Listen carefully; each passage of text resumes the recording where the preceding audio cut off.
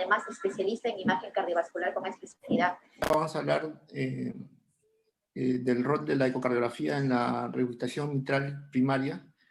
Y bueno, he puesto esta imagen, como verán, de una regurgitación mitral severa por enfermedad degenerativa mixomatosa. Y vean cómo las técnicas de imagen pueden precisar la localización exacta del velo y del festón afectado, ¿no?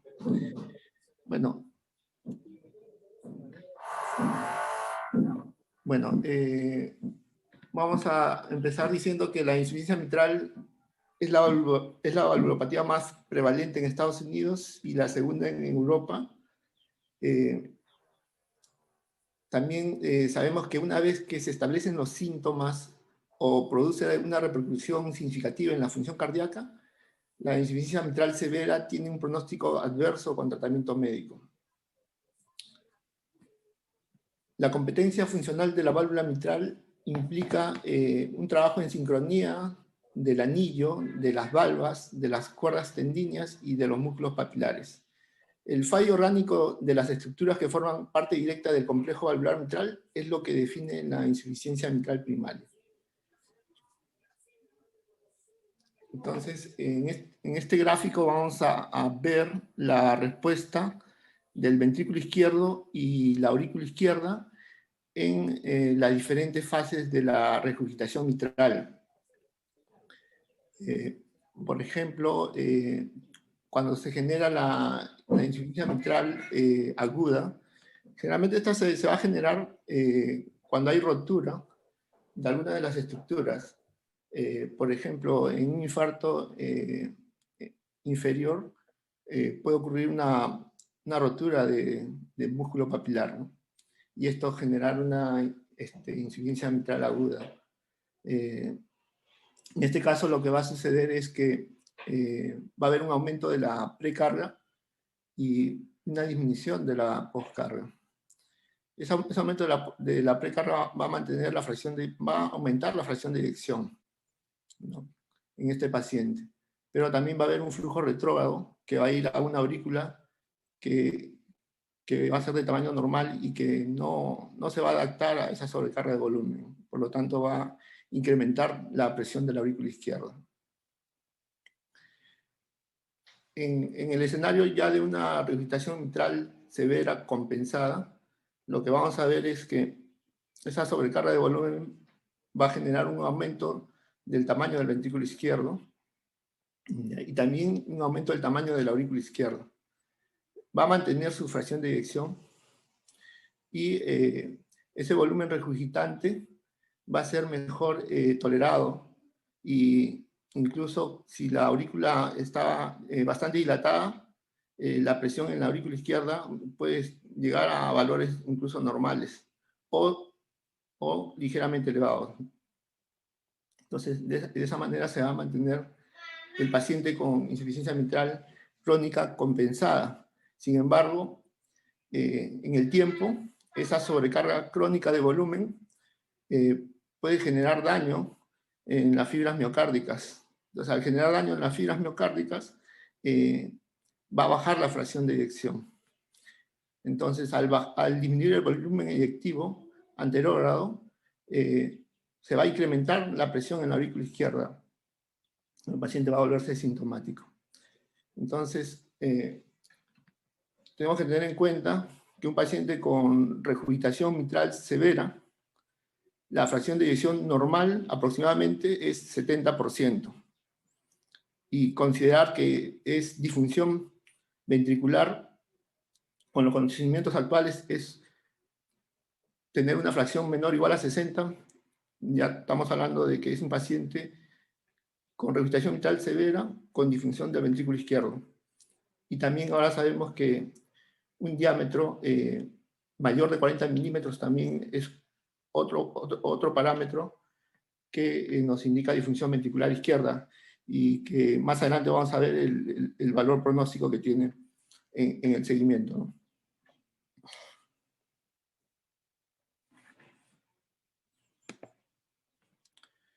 Entonces, la ecocardiografía es una técnica que tiene una alta resolución espacial y temporal y nos va a permitir ver en tiempo real la anatomía del aparato de la válvula mitral y nos permite poder analizar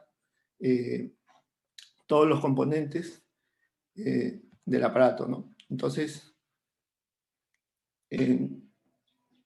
podemos ver, digamos, en este caso, el velo anterior, y el velo posterior, ¿no? Sí, ahora sí está la flecha, sino que no, ahora sí se ve la flecha. Entonces, tenemos el velo anterior, que ocupa, digamos, la tercera parte del anillo, y el velo posterior que ocupa las 2/3 partes, ¿no? Además, estos velos anterior y posterior van a estar separados o delimitados por las comisuras anterior y posterior. Este velo anterior, o los velos, tienen como característica tener una zona membranosa que es translúcida, y una zona rugosa que generalmente es el borde en donde se insertan las cuerdas primarias. Y bueno, el velo anterior no tiene indentaciones, ¿ya? En cambio, el velo posterior sí cuenta con 2 indentaciones que permiten hacer digamos, una segmentación del velo posterior, ¿no?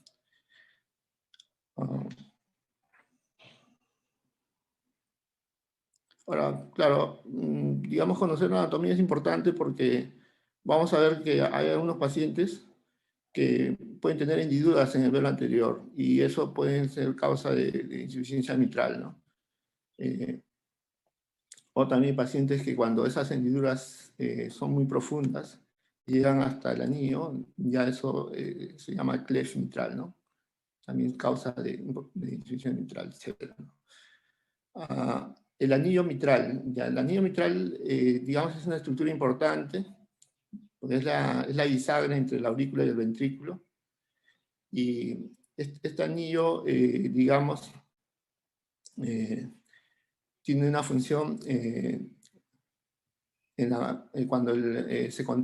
una función importante para la competencia valvular, ya que cuando se contrae el anillo más o menos se acorta un 25%, ¿no? Que es lo normal.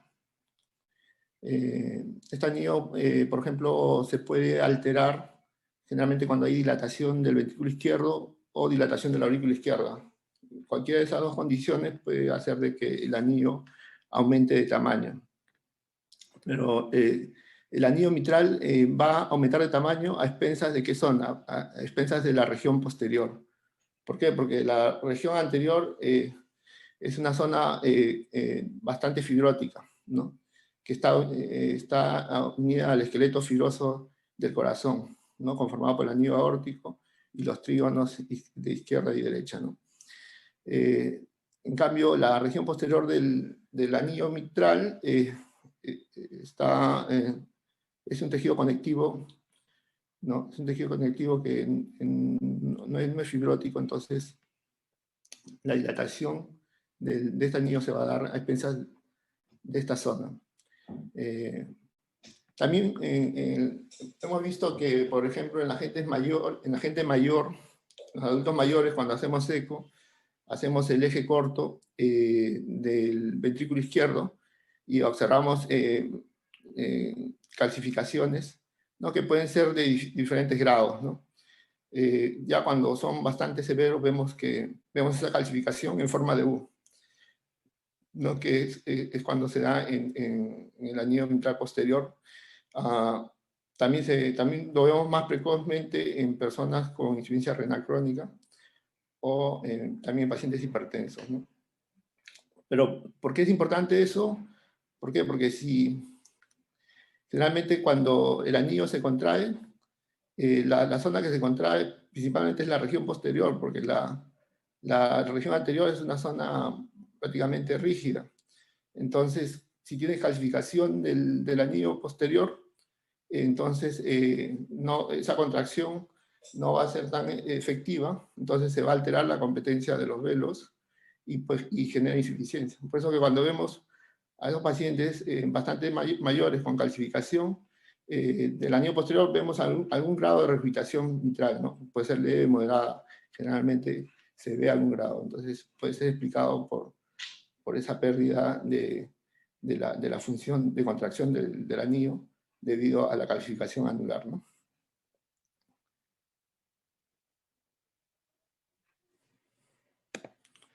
Bueno, las cuerdas tendinosas que vienen bueno, tenemos tres tipos. Tenemos las cuerdas primarias, las secundarias y las terciarias, ¿no? Acá la más importante son las primarias. ¿Por qué? Porque estas se insertan en el borde libre de los velos y estas cuerdas primarias, si es que se rompen, lo que va a generar es que ese borde que miraba hacia el ápex del ventrículo izquierdo se vierta completamente y mire hacia la aurícula izquierda. Y eso genera insuficiencia mitral severa. Es lo que se conoce como flail, ¿no? Como flail. Bueno, o sea, hay también para mencionar que son aproximadamente 25 cuerdas primarias, ¿no? Las que se tienen. Y bueno, seguimos avanzando. Respecto a los músculos papilares, sabemos que el músculo anterolateral está irrigado por la primera rama diagonal y por la primera rama marginal. O sea, sin embargo, el músculo posterior solamente está irrigado por la descendente posterior, ¿no? Entonces, este músculo posterior ante un evento isquémico está más propenso, ¿no?, a hacer disfunción ventricular. Generalmente el músculo anterior solo tiene una cabeza y el músculo posterior puede tener entre 2 a 3 cabezas.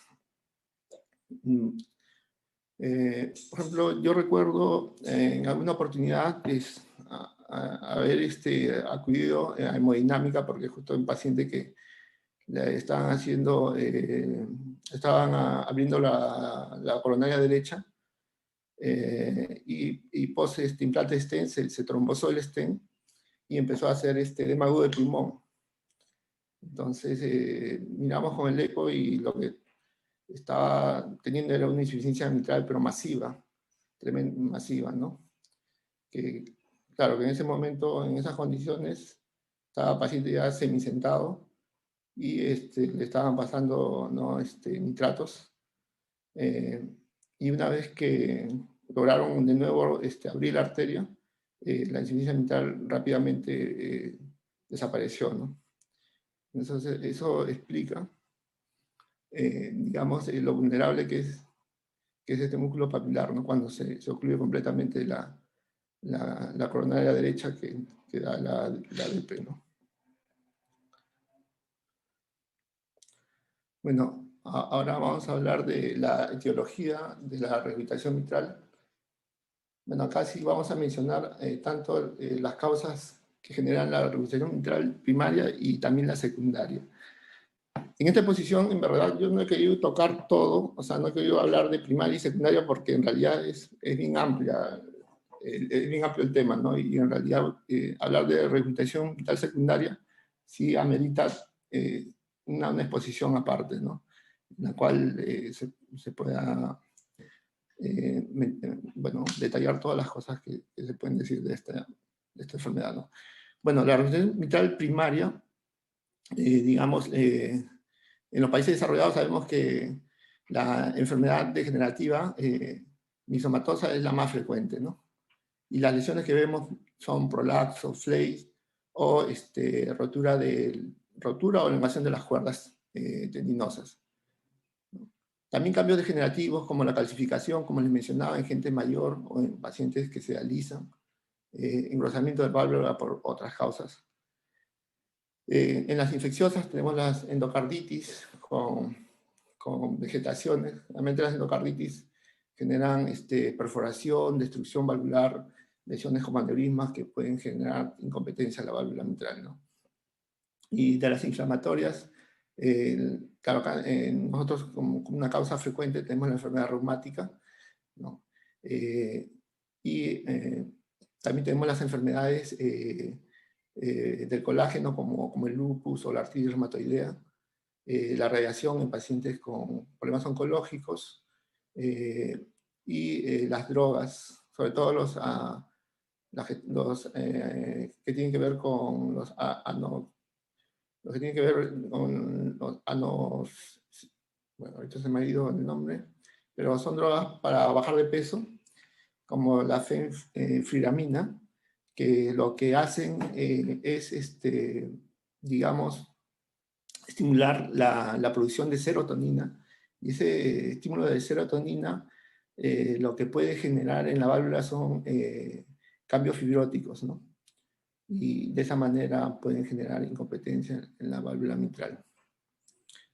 Bueno, y de las congénitas tenemos el CLEF, tenemos digamos, la válvula mitral en paracaídas, que es cuando hay ausencia de un músculo papilar, puede dar esa condición y generar insuficiencia mitral, ¿no? Severa. En las secundarias, que se da generalmente por un remodelado del ventrículo izquierdo, tenemos la cardiopatía isquémica y la cardiopatía dilatada no isquémica.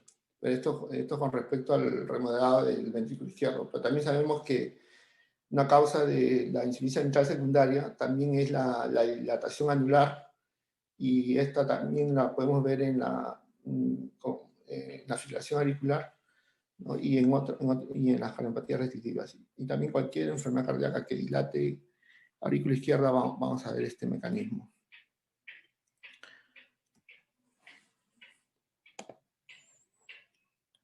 Bueno, la valoración o la cuantificación del grado de regurgitación mitral en nuestro día a día haciendo ecocardiografías, digamos, es algo que nosotros nos toma tiempo llegar a concluir, porque tenemos que manejar varios parámetros, digamos, semi-cuantitativos o cuantitativos, para poder, digamos, definir si la insuficiencia mitral es severa o no. En este caso, por ejemplo, según la guía, lo que nos recomienda para decir que una regurgitación mitral es grave o severa es, por ejemplo, 6 parámetros específicos nos dan. Esos 6 parámetros, el primero, válvula defectuosa o FLAE de un velo, es un parámetro. Vena contracta más de 7 milímetros. Un radio PISA más de 10, con un límite de Nike que esté graduado entre 30 y 40. Un jet central grande que ocupe más del 50% del área de la aurícula izquierda. La inversión del flujo sistólico en la vena pulmonar y un ventrículo izquierdo dilatado con función normal. O sea, de esos 6 criterios específicos, si logramos tener 4, digamos, podemos definir la regurgitación mitral como grave, ¿no? Sin embargo, si es que solo contamos con 2 o 3 de esos criterios, podemos ampliar y determinar el orificio regurgitante, digamos, el volumen regurgitante, la fracción regurgitante. Digamos, si obtenemos en estos un ore más de 0,4 centímetros cuadrados, un volumen más de 60, o una fracción regurgitante más de 50, pues también podemos dar diagnóstico de una regurgitación mitral grave. Sin embargo, podemos tener un paciente que cumpla solo 3 criterios específicos de los que hemos mencionado acá, de los 6. Sin embargo, nosotros sabemos que tenga un orificio regurgitante elíptico, ¿ya? Y eso generalmente nosotros lo vemos en los pacientes que tienen insuficiencia cardíaca funcional, ¿no? En este caso, generalmente digamos, por cardiopatía dilatada, ¿no? En la cual vemos que el orificio regurgitante es elíptico. Entonces, en esos casos, cuando nosotros determinamos el orificio regurgitante, digamos, el radio PISA, digamos, va a ser menor, va a ser menor. Entonces, siempre nuestro orificio regurgitante va a ser un poco menor, porque va a estar infraestimado. Lo que pasa es que cuando nosotros hacemos el cálculo del orificio regurgitante, estamos haciendo una asunción geométrica. O sea, estamos asumiendo que el orificio regurgitante es perfectamente circular. Y entonces, en base a eso, se está aplicando las fórmulas matemáticas para poder determinarla. Sin embargo, cuando tenemos un orificio que se aleja de esa forma, como es en este caso las cardiopatías dilatadas, que tienen orificios elípticos, entonces el ORE va a salir de menor grado. ¿Me entiendes? Entonces, por eso que acá en la guía hacen esa aclaración. Si tienes 3 criterios específicos con un orificio elíptico y tu ORE te da entre 0,30 a 0,39, y volumen de 45 a 59, entre 40 a 49%, entonces puedes considerarlo como grave. Solo en ese caso, de orificios elípticos. Bueno, eso es lo que quería aclarar. Y también tener en cuenta que si tenemos, digamos, podemos tener pacientes que la ventana sea subóptima, entonces, y digamos, no se puedan medir bien los parámetros por ecocardiografía y, digamos, la ecocardiografía no sea concluyente para ver el grado de la insuficiencia mitral. Una técnica que podemos tener a la mano es el estudio transesofágico, ¿no? O también el uso de la resonancia magnética cardíaca. En este caso, la resonancia magnética, digamos, es una técnica que es muy precisa para medir el volumen regurgitante. Sin embargo, no es tan buena para ver el mecanismo de la insuficiencia mitral. Ahí el eco sigue siendo superior, y esto es debido a que el eco tiene mejor resolución espacial, justo para ver los velos, ver las estructuras. Ese punto también hay que tenerlo en cuenta, ¿no?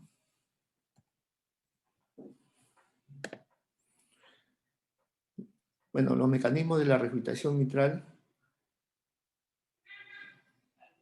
Aquí en los mecanismos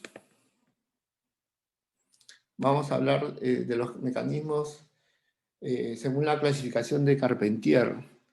En esta clasificación, el mecanismo es de acuerdo a la movilidad de los velos, ¿no? Tipo 1 van a ser los que tengan movilidad normal. Tipo 2 van a ser los que tienen movilidad excesiva. Y tipo 3, los que tengan movilidad restringida. En el tipo 1, por ejemplo, podemos encontrar un paciente que tenga movilidad normal, pero que tenga dilatación del anillo, ¿no? Entonces, esta sería, generaría el mecanismo sería un Carpentier tipo 1. O tenga un paciente que tenga perforación de algún velo, pero mantenga su movilidad normal, también entraría como un Carpentier tipo 1. En los pacientes que, con movilidad o con exceso de movilidad o hipermovilidad, lo vamos a ver en los pacientes que tengan prolapso, que tengan FLAIR, ¿no?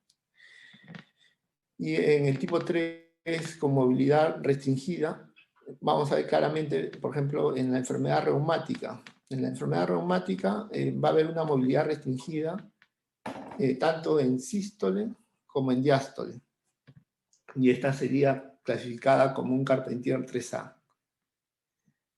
Mientras que en los pacientes que hacen, digamos, dilatación del ventrículo izquierdo, y esa dilatación genere un desplazamiento de los músculos papilares, un desplazamiento apical, lo que se va a generar es una tracción de los velos, y esto va a generar digamos, una tienda, digamos, el cierre de la válvula mitral en tienda de campaña, y esto lo que se va a traducir es en una movilidad restringida en sístole, y nos va a generar insuficiencia mitral.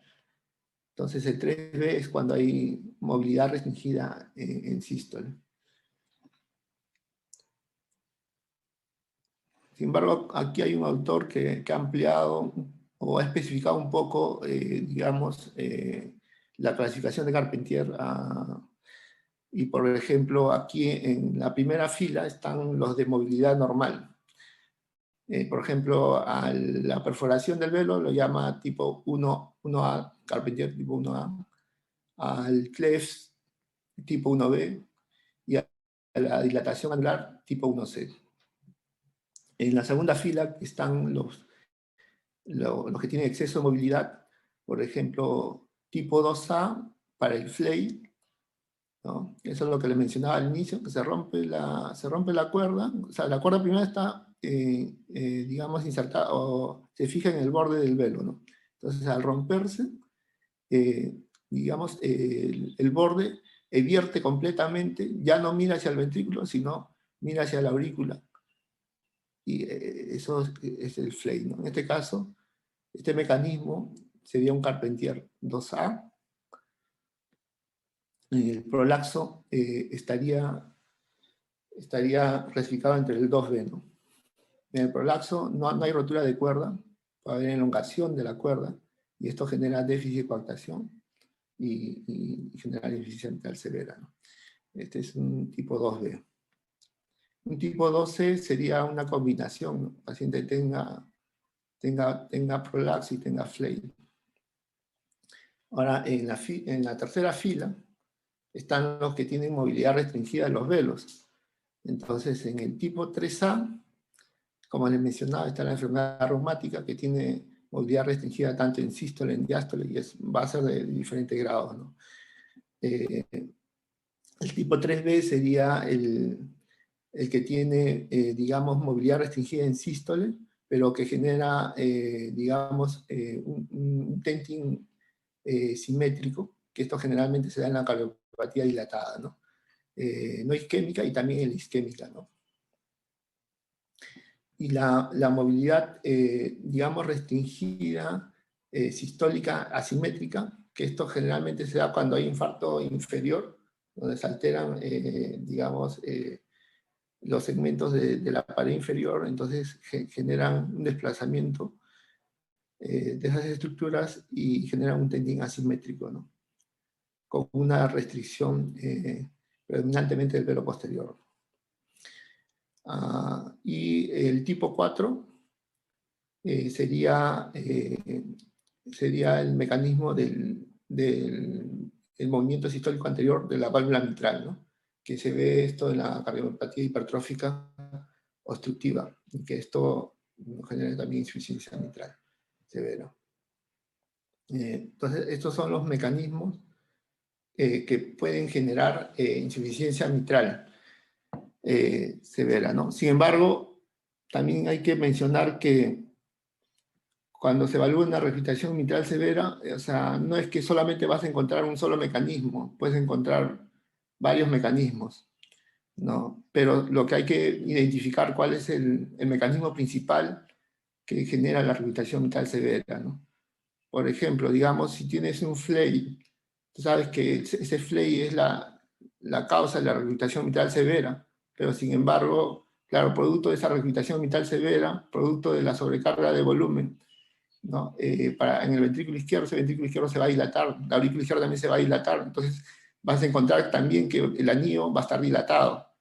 En ese caso, ahí vas a encontrar ya dos mecanismos, pero tú sabes que el causante de la regurgitación mitral severa va a ser el flay. Pero también, claro, tienes que mencionar que el anillo también está dilatado y que también está contribuyendo. O sea, se empiezan a sumar mecanismos que contribuyen a que esa regurgitación mitral sea más severa. También quería hablar un poco de este mecanismo que, claro, ahorita que es acerca de la dilatación anular.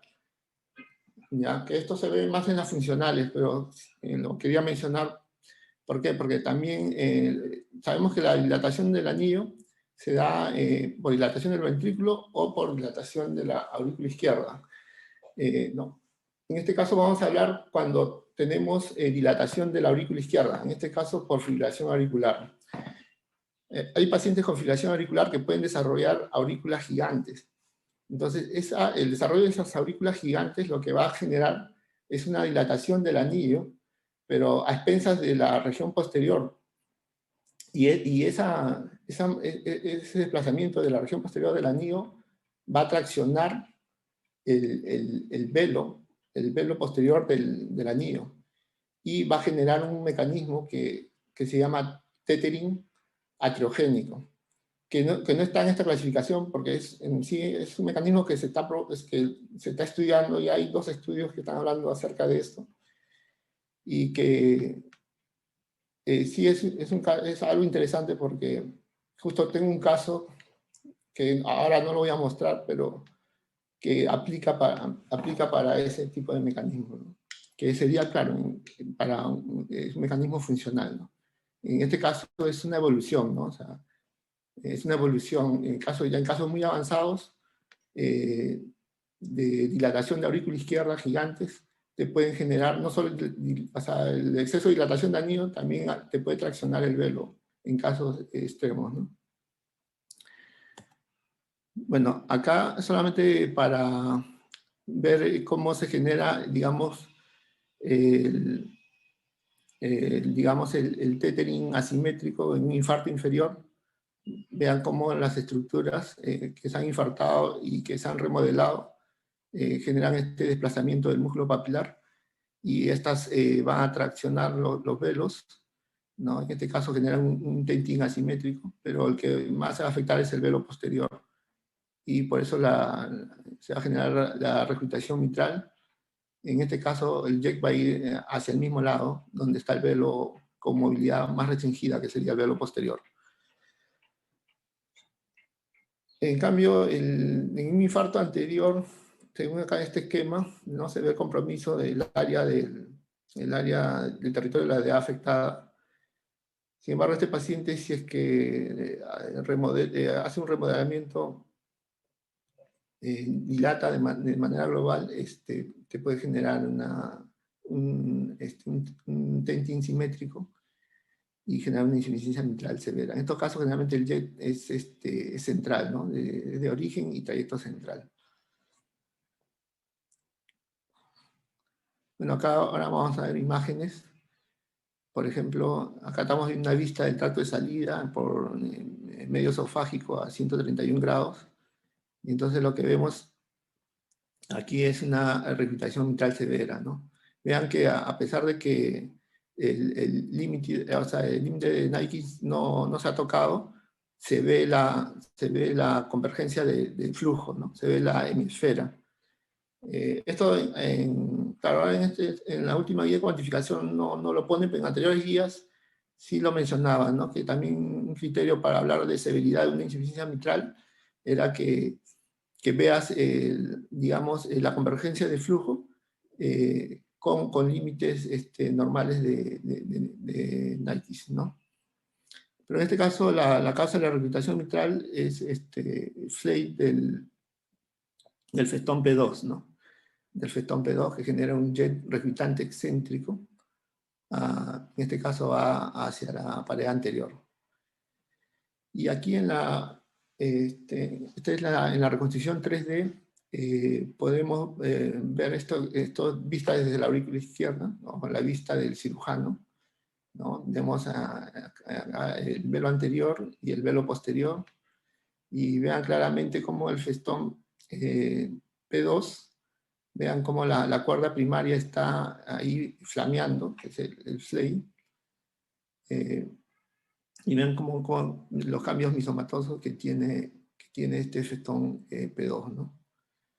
Lo más probable es que esta sea una enfermedad degenerativa fibroelástica, ¿no? Generalmente son afectación únicas de un solo segmento, ¿no? O festón.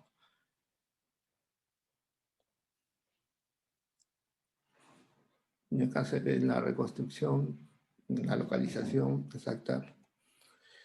Y bueno, ahora vamos a ver, digamos, otra etiología de afectación de la válvula mitral, ¿no? En este caso, vamos a ver la enfermedad reumática, ¿no? En este caso lo que genera es, como verán, engrosamiento de los velos, engrosamiento y retracción de los velos y de las cuerdas tendíneas. ¿Ya? Digamos que las cuerdas tendíneas, normalmente las que salen del músculo posteromedial, miden más o menos 14 milímetros, y las que salen del músculo anterior miden 17 milímetros, ¿no? Entonces, aquí en la enfermedad reumática lo que se ve es acortamiento de esas cuerdas, engrosamiento y acortamiento. Y claro, puede tener varias fases, ¿no? Una fase fibrótica y después una fase ya fibrocalcificada. Entonces, en una fase fibrótica ya tiene algunos puntos de calcificación, ¿no? En este caso, bueno, esta afectación de la válvula, lo que va a generar pues, es lo que le mencionaba, ¿no? Un movimiento restringido, tanto en diástole como en sístole. Vean que el velo posterior tiene mayor restricción, tanto en sístole como en diástole, a comparación del velo anterior, ¿no? También vamos a ver lo característico de la enfermedad reumática es la fusión de las comisuras. Ese es lo característico. Esta fusión comisural hace que se vea esa apertura en domo que vemos, ¿no?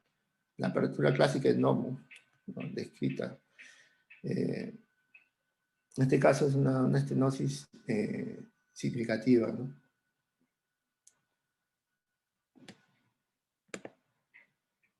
Sin embargo, acá el tema es regurgitación mitral, entonces podemos ver acá en una reconstrucción en 3D de la válvula mitral con Doppler color y ver el origen central de la regurgitación. Y usando estas herramientas de reconstrucción multiplanar, podemos podemos medir el área de la vena contracta, ¿no? En este caso, el área de la vena contracta nos salió 0.21, que esto lo califica como una regurgitación moderada. Y este sería un Carpentier 3A, ¿no? El mecanismo sería un Carpentier 3A. Acá tenemos otro caso, en la cual acá en esta vista medio esofágica, 7 grados, podemos ver el velo anterior, velo posterior. Acá en A2 podemos ver este engrosamiento de esta parte del velo, engrosamiento en A2, sobre todo digamos, la parte más distal. Con color podemos ver ahí 2 jets, pero que en otras vistas lo vamos a ver mejor. Aquí en esta vista bicomisural, esta es una vista importante en la eco transesofágica, ¿no? Porque en realidad nos va a permitir ver, digamos, el festón P1, que está cerca de la orejuela izquierda, festón P1, y el festón P3, que está al lado opuesto, y el velo anterior, ¿no? Y el velo anterior generalmente el segmento A2. Y acá también se ve que está engrosado el segmento A2. Poniéndole el doble color, sí vemos que ahí se ven 2 jets, uno más grande que es entre A3P3 y otro más pequeño entre A1P1.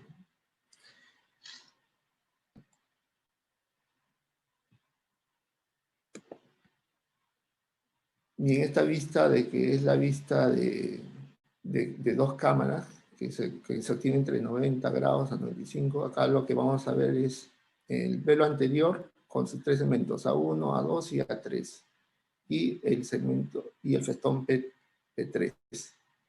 Igual también pusimos color para ver el jet, y se ve un jet entre A3, P3. Y en la vista de tracto de salida, medio esofágico, vemos el velo anterior A2 y P2, ¿no? También vemos jet de regurgitación. Sin embargo, en esta misma vista,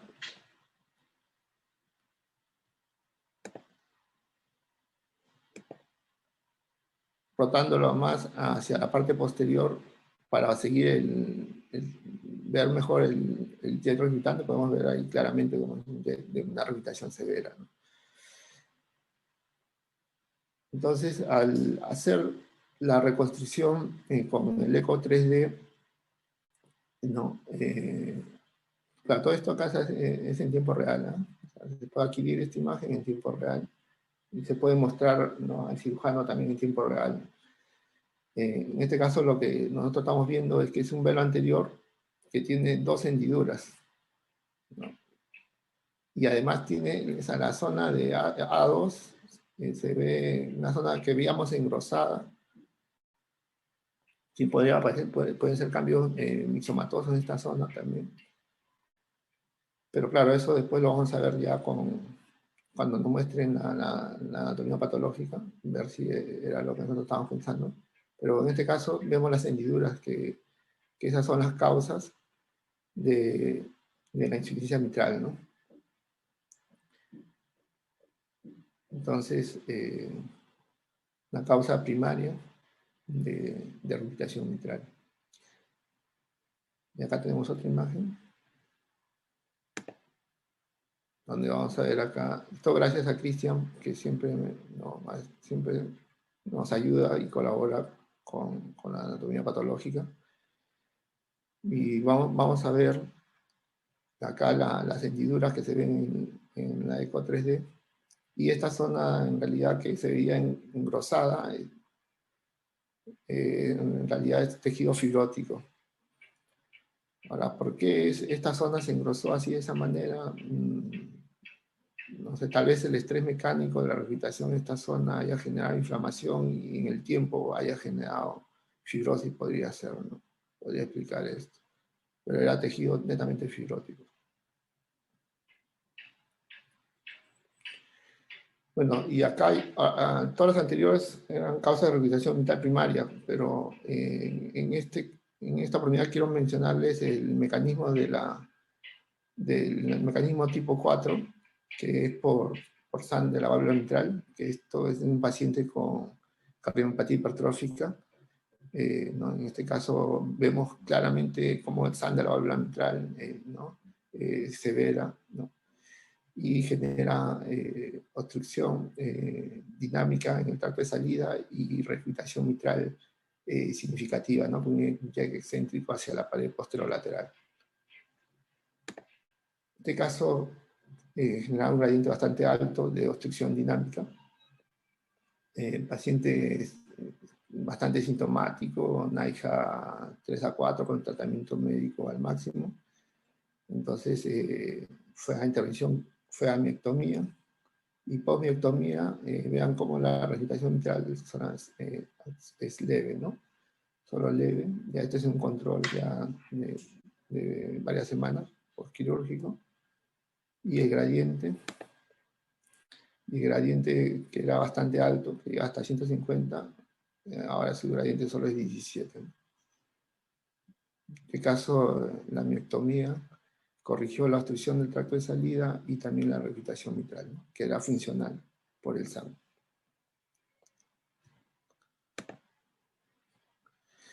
Bueno, estadios de la regurgitación mitral primaria. Entonces vamos a tener aquí un estadio A en la cual, digamos, podemos tener algunas lesiones en la válvula mitral, ¿no?, pero que la regurgitación va a ser de grado leve. Claro, no va a haber consecuencias hemodinámicas, ni tampoco el paciente no va a tener síntomas en estadio A, ¿no? En estadio B ya es una regurgitación mitral progresiva, que hay afectación de la válvula, hay lesiones en las válvulas, pero la regurgitación mitral va a estar en grado moderado, ¿no? Ahora, el grado moderado, el grado 2 y grado 3, ¿no? Entonces, el grado 2 también nosotros lo ponemos como leve a moderado, y el grado 3 como moderado a severo, ¿no? En estos pacientes que están en este estadio, puede haber un crecimiento leve de la aurícula izquierda, no se va a ver dilatación del ventrículo izquierdo, y la presión pulmonar se puede mantener normal. y síntomas no va a haber. Sin embargo, en el estadio C, en la cual ya hablamos de una regurgitación mitral que es severa, ¿no? Igual con las lesiones en la válvula mitral que pueden ser de diferentes causas, ya cumple todos los criterios cuantitativos para regurgitación mitral severa descritos. Sin embargo, viendo las consecuencias hemodinámicas, vamos a ver crecimiento ya de la aurícula izquierda, que puede ser de moderado a grave. Vamos a ver dilatación del ventrículo izquierdo. Puede haber hipertensión pulmonar en reposo o desencadenado con ejercicio. Sin embargo, este estadio C tenemos que diferenciarlo en C1 y C2. ¿Por qué? Porque vamos a ver a los pacientes que tienen regurgitación mitral severa, que son asintomáticos, pero que tienen la función del ventrículo izquierdo conservada. Y entonces, por definición, en la guía, vamos a hablar de función sistólica conservada si es que la fracción de eyección es más de 60 y si es que el diámetro de fin de sístole es menos de 40. ¿Ya? Entonces ellos estarían en este estadio C1. Es importante porque estos pacientes, digamos, solo se haría seguimiento clínico, en este caso el ecocardiográfico recomiendan cada 6 a 12 meses, ¿no? Bueno, yo lo haría cada 6 meses. Ahora, el estadio C2 ya nos habla de un paciente con regurgitación mitral severa, asintomático, pero que tiene ya disfunción ventricular, o sea, una fracción menor de 60 y un diámetro de fin de sístole mayor de 40. Acuérdense que la fracción de eyección normal aproximada para un paciente con regurgitación mitral severa es de 70%. O sea, ya una fracción menos de 60 ya es disfunción ventricular. Muy bien, y el estadio D ya tenemos a los pacientes con regurgitación mitral severa o grave que son sintomáticos. En ellos ya hay una disminución de la tolerancia al ejercicio, hay disminución de esfuerzo. Podemos ver ya hipertensión pulmonar presente, ¿no? En este caso ya tienen indicación quirúrgica, ¿no? O sea, tienen indicación quirúrgica y más adelante voy a mostrar unos cuadros que también va a ser interesante analizarlo. Entonces, ¿cuándo intervenir a la rehabilitación mental primaria severa, ¿no? ¿En qué momento tomar la decisión de que el paciente se tiene que intervenir esa válvula?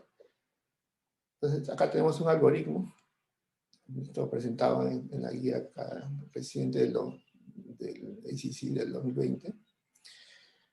Entonces, si tenemos una rehabilitación mitral severa y es sintomática, o sea, si los síntomas son debidos a la rehabilitación mitral, bueno, estamos en un estadio D, independientemente de la función ventricular, el paciente tiene que ser intervenido quirúrgicamente, ¿no? Entonces, a este grupo que ya tiene indicación quirúrgica, también puede haber un grupo en la cual tenga riesgo alto o sea, tenga riesgo prohibitivo para cirugía. En estos casos, este grupo de pacientes podría beneficiarse de la aplicatura con el meter clip, ¿no?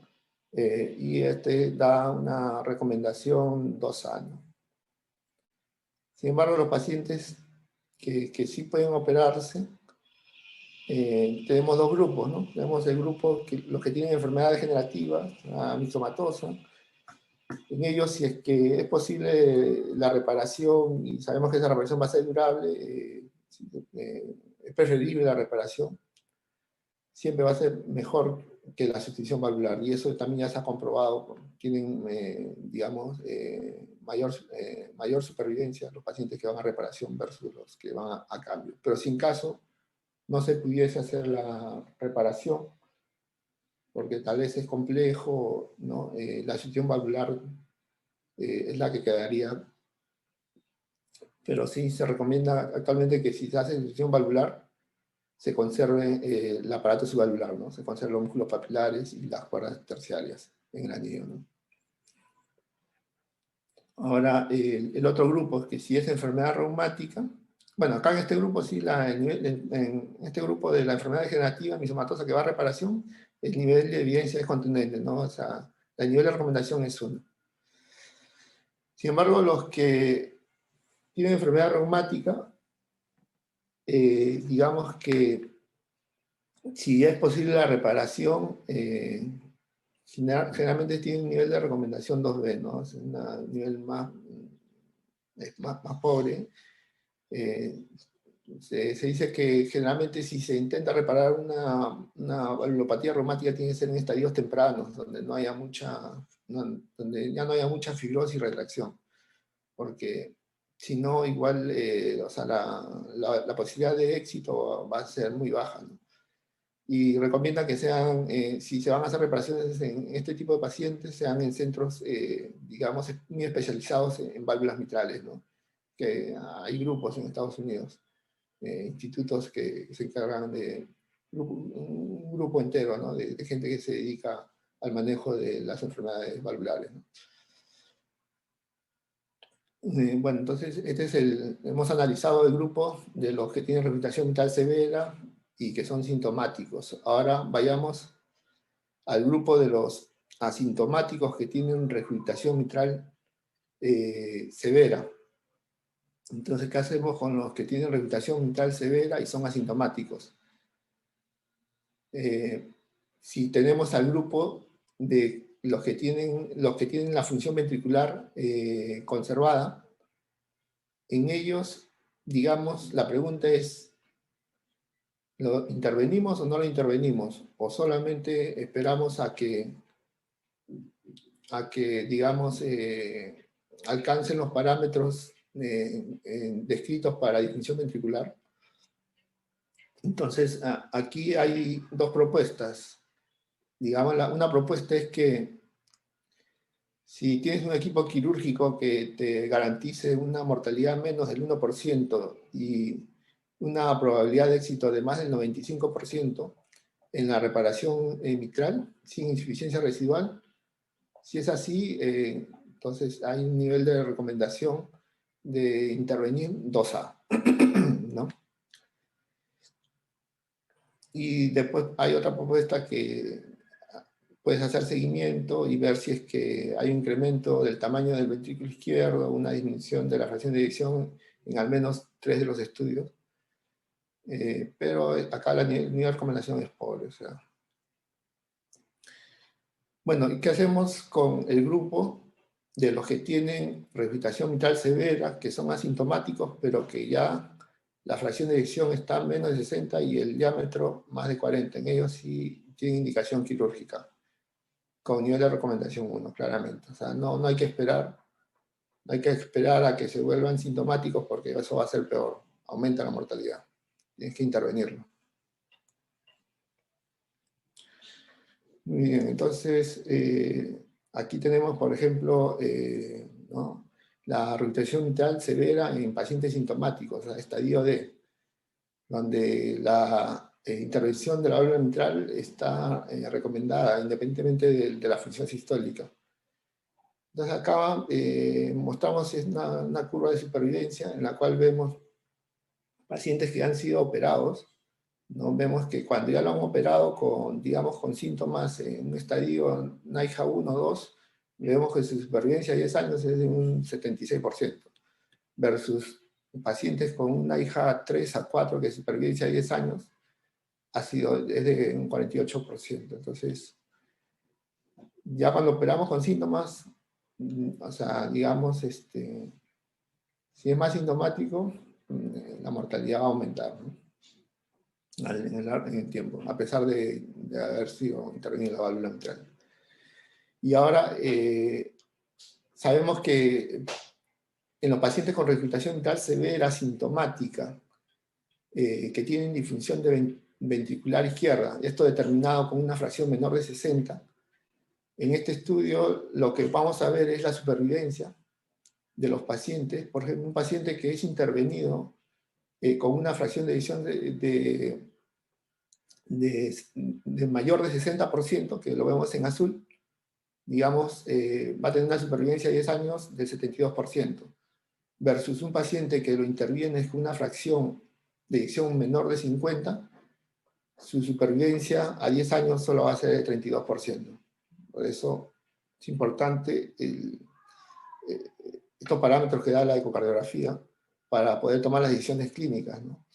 Y tomarlas en el momento oportuno, no esperar mucho tiempo. Ahora, respecto al diámetro mayor de 40, ¿no? Entonces acá tenemos dos gráficos, ¿no? En el gráfico A son pacientes que no han sido intervenidos quirúrgicamente y vemos que seguidos a 10 años, con un diámetro más de 40, tiene una supervivencia de 63%, con un hazard ratio de 3, ¿no? En los pacientes intervenidos quirúrgicamente, digamos, un diámetro más de 40 tiene una supervivencia de 73% a 10 años, y si es intervenido antes que llegue a los 40 milímetros, tiene una supervivencia de 82%. O sea, igual, o sea, operarlos antes, con menos diámetro, mejora su supervivencia. Ahora, estos datos también es interesante porque estos pacientes, este estudio ha sido hecho en 4 centros de Europa y en un centro americano. Y como verán, digamos, la talla promedio de todos esos pacientes que han sido reclutados, o sea, con mucha certeza va a ser mayor que la talla promedio de nosotros los peruanos, tanto en hombres y mujeres, ¿no? Entonces, este punto de corte que es 40, claro, para ellos tal vez está ahí con los datos que dan, pero tal vez para nosotros sea un poquito menos. Eso, claro, eso, para saberlo tendríamos que hacer un estudio acá en Perú para poder determinar nuestros puntos de corte, ¿no? En este caso, o sea, los pacientes con regurgitación mitral severa, quienes están indicados con cirugía, la reparación de la válvula mitral está recomendada preferentemente sobre el reemplazo valvular mitral. Esto siempre y cuando la causa anatómica de la regurgitación mitral sea la enfermedad degenerativa y la probabilidad de que la reparación sea exitosa y durable, ¿no? Que tenga una posibilidad alta de que la reparación sea exitosa y durable. Y vemos que los pacientes que van a reparación tienen mejor supervivencia a 10 años que los que van a sustitución valvular, ¿no? Bueno, este es otro gráfico también en la cual, digamos, no está en las recomendaciones de la guía, pero sin embargo también podemos ver que un ORE más de 40, digamos a 5 años, tiene una mortalidad más alta, ¿no? Respecto a un ORE que va entre 0.2 a 0.39, ¿no?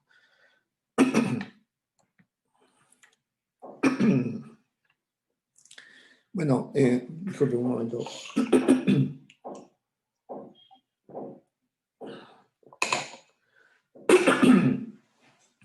Bueno, en los pacientes con regurgitación mitral severa y que son sintomáticos, con una hija clase 3 o 4, que tienen alto riesgo o riesgo predictivo para cirugía, la aplicatura de la válvula mitral con Mitral Click es una buena opción siempre y cuando la anatomía, la anatomía sea favorable para la reparación con este procedimiento. Y también menciona que la expectativa de vida al menos sea mayor de 1 año del paciente, ¿no? Esto tiene nivel de recomendación 2A y nivel de evidencia B. Entonces, ¿qué criterios anatómicos para escoger a qué pacientes se pueden favorecer del mitral click, ¿no? Entonces aquí han dividido en 3 grupos, en la cual hay este grupo de morfología valvular óptima, que se recomienda que deben elegir los pacientes en centros donde no tengan mucha experiencia o que recién estén empezando a hacer mitral click, en la cual todas estas características anatómicas deberían tener, ¿no? Una enfermedad central en el segmento 2, ausencia de calcificación valvular, un área de la válvula mitral más de 4, un velo posterior móvil más de 10, una movilidad de coartación menos de 11, una profundidad de coartación menos de 11, un velo de grosor y movilidad normales, una anchura de Fley de menos de 15. Aquí en esta vista de eco 3D, que está en sístole, acá se ve el festón P2 y se ve la anchura del festón P2, ¿no? que tiene rotura de cuerda, ¿no? Y la altura del flay que sea menor de 10, ¿no? En una vista de tracto de salida podemos medir la altura del flay. Entonces, estas son las características anatómicas óptimas para hacer digamos, una aplicatura con mitral click. Y después tenemos los que tienen morfología valvular posible, que estos de acá son para centros ya con experiencia. Y estos que son difíciles o imposibles, que serían ya casi contraindicados para los que van a tener una pobre tasa de éxito, ¿no?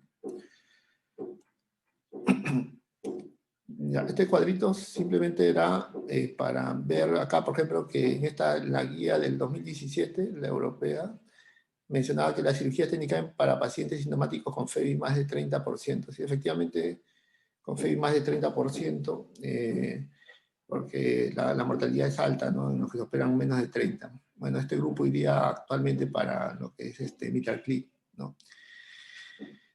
Y también querían ver esta indicación que la cirugía está indicada para pacientes asintomáticos con disfunción del ventrículo izquierdo, ¿no?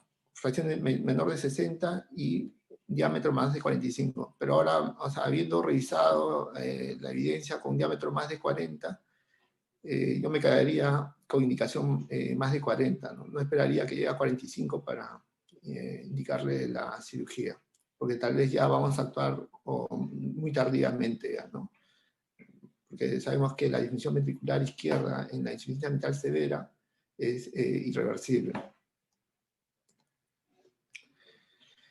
Bueno, variables que predicen el fracaso de la reparación de la insuficiencia mitral severa orgánica son un anillo mitral dilatado más de 50, calcificación severa de mitral, prolapso del segmento del velo anterior, prolapso de 3 segmentos o más.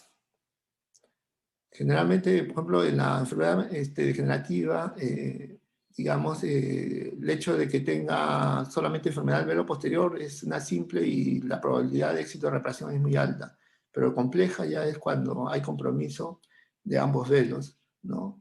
O de más de 3 segmentos. Se hace ya más difícil, pero que también han logrado éxito reparando en centros muy especializados, ¿no?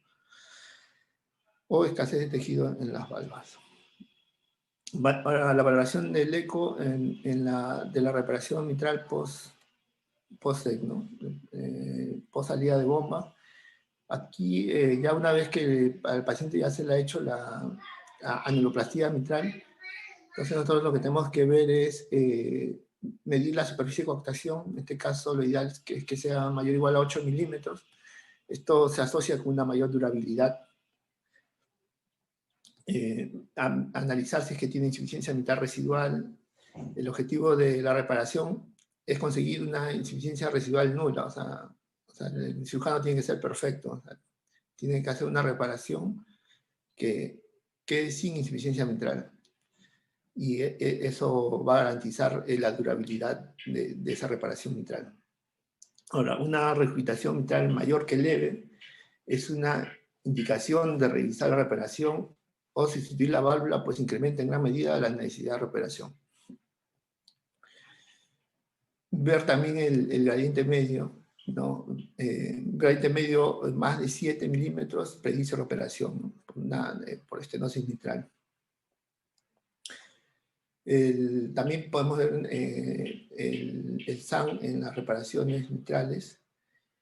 En este caso siempre hay que ver la condición de carga de volumen. En este caso se indica, ¿no? En este caso al anestesiólogo que aumente los volúmenes, que suspenda los inotrópicos, y si es que a pesar de todo ello, si es que persiste la velocidad más de 3.5 en el trato de salida, y la insuficiencia es mayor que leve, tiene indicación para realizar la reparación, ¿no? Bueno, también también es importante ver la motilidad en la reparación de la válvula mitral, la motilidad del ventrículo izquierdo. Ya en este caso es importante, este caso para descartar que no haya otras complicaciones, ¿no? Como, lesión de la circunfleja, ¿no? Siempre ver la motilidad para ver la pared lateral del ventrículo izquierdo. Mención aparte también o importante es cuando se le pone prótesis mitral mecánica. Entonces, cuando tienes una prótesis mitral mecánica, cuando tú haces la vista en medio esofágico, los artefactos de la prótesis, tanto reverberación y la sombra acústica, no te va a permitir ver el ventrículo izquierdo a nivel medio esofágico. Al menos no vas a ver bien los segmentos del ventrículo izquierdo. Entonces, ahí es importante la vista por transgástrico, en la cual tienes que ver el eje corto, basal medio y apical, y poder determinar la contractilidad segmentaria, ¿no? En todo paciente que va a prótesis, se tiene que analizar la contractilidad por la vista transgástrica, ¿no?